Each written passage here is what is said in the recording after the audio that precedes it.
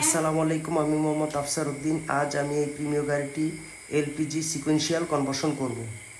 Sequential হচ্ছে তেলের সিস্টেমের মতো, যেমন অকটেনে ইনজেক্টর থাকে, কন্ট্রোলার থাকে, এমনকি তেল যেভাবে ইঞ্জিনে ইনজেক্ট হয় সিকোয়েন্সিয়ালে ঠিক সেভাবে এলপিজি এবং সিএনজি ইনজেক্ট হয়ে থাকে।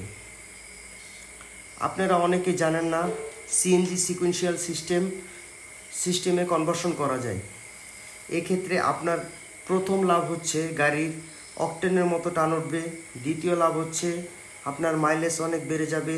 বারবার টিউনিং করা থেকে আপনি বেঁচে যাবেন।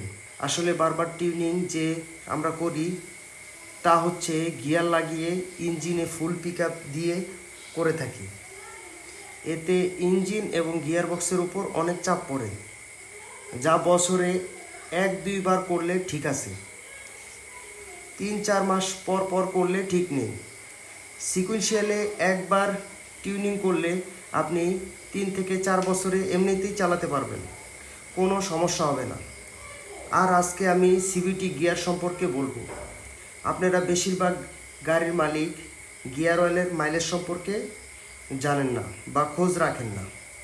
অর্থাৎ ইঞ্জিন অয়েল যেমন নর্মালি 3000 কিলোমিটার চালাতে হয়, গিয়ার অয়েল সম্পর্কে আমি অনেক গাড়ির মালিককে জিজ্ঞেস করেছি যে আপনি গিয়ার অয়েল কত কিলোতে চেঞ্জ করেছেন বা আপনার গিয়ার অয়েলের মাইলেজ কত। তারা অনেকেই জানে না। এই কারণে ইঞ্জিনের চেয়ে গিয়ারবক্স বেশি নষ্ট হয়ে থাকে, বিশেষ করে সিভিটি গিয়ারবক্স।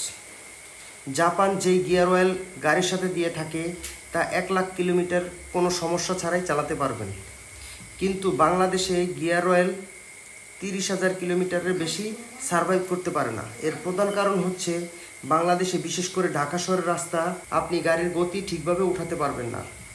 দেখবেন আপনার সামনে রিক্সা এসে পড়েছে, অটো গিয়ার গাড়ির গতি উঠার সাথে সাথে 1, 2, 3, 4, 5 গিয়ার চেঞ্জ হয় অটোমেটিক্যালি, কিন্তু আপনি টান 10, 20, 30 ওঠার সাথে সাথে গিয়ার 1 থেকে 2, 2 থেকে 3 গিয়ার অটোমেটিক্যালি শিফট হয়ে থাকে।